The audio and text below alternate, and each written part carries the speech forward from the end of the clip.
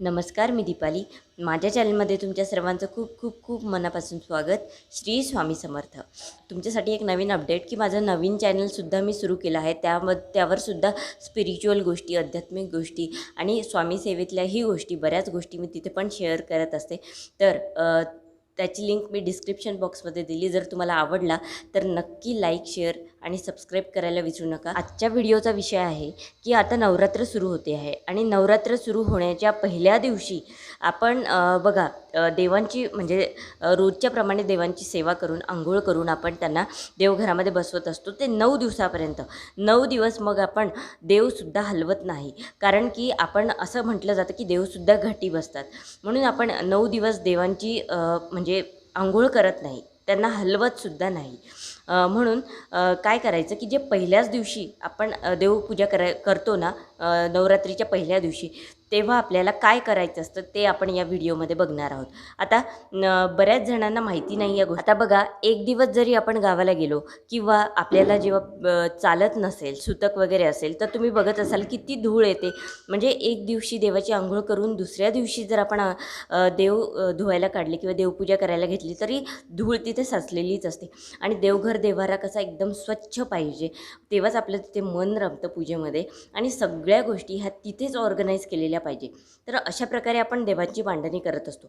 आता देवपूजा कशी करायची, देवांची आंघोळ कशी घालायची, योग्य पद्धत काय, ह्याचाही व्हिडिओ नक्की आपल्या चॅनलमध्ये येईल. या दिवशी आपल्याला काय करायचं आहे की सर्व देव आपल्याला एक एक करून ताम्हणामध्ये घ्यायचे आहे आणि प्रत्येक देवाचा आपल्याला अभिषेक करायचा आहे. कारण नंतरचे 9 दिवस आपण देवांची पूजा करणार नाही आहोत.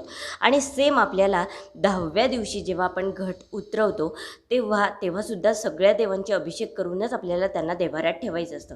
पण पहिल्या दिवशी आपल्याला जे पुरुष देव असतील त्यांच्यावर पुरुष सुक्ताचा अभिषेक करायचा आहे आणि जे स्त्री देवता आहेत त्यांना आपल्याला श्री सुक्ताचा अभिषेक करून आपल्याला त्यांना आंघोळ करून अभिषेक करून व्यवस्थित देव्हाऱ्यात ठेवायचं असतं, बरोबर.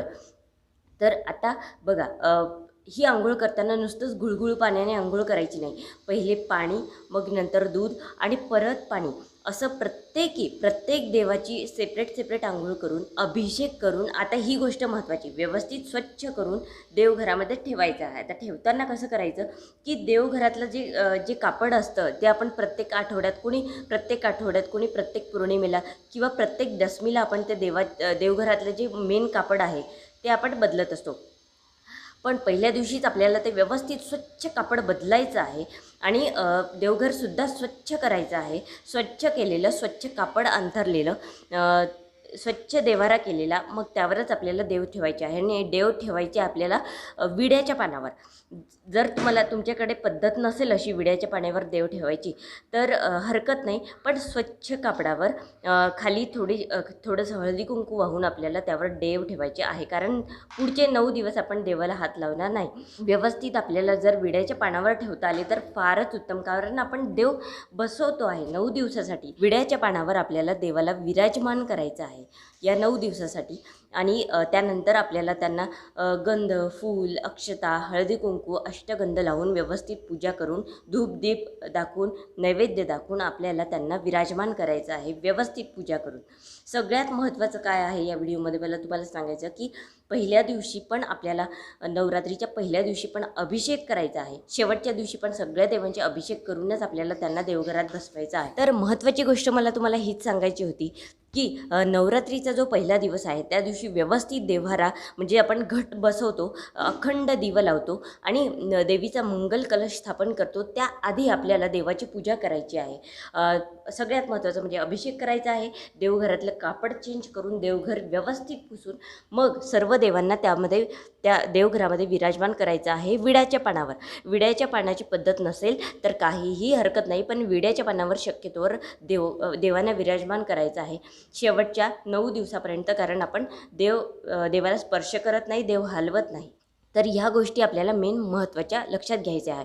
आणि अभिषेकाचं जे पाणी आहे मग ते तुम्ही घरातल्या सर्वांना तीर्थ म्हणून देऊ शकता, पिण्याच्या पाण्याच्या माठातसुद्धा टाकू शकता. अभिषेकाचं तीर्थचे फायदे किंवा त्याचं काय महत्त्व आहे हे बऱ्याच व्हिडिओमध्ये मी तुम्हाला सांगितलं आहे, सगळ्यांना माहिती असेल. ही एक गोष्ट. आणि दुसरी गोष्ट की देवीचा आता मंगल कलश कसं स्थापन करायचं आहे.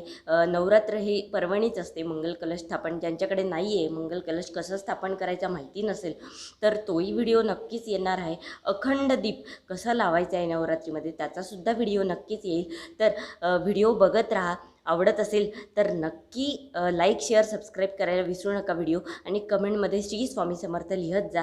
म्हणजेच मला कळेल की तुम्हाला व्हिडिओ आवडत आहेत की नाही. तर ही सेवा आपल्याला नक्की करायची आहे.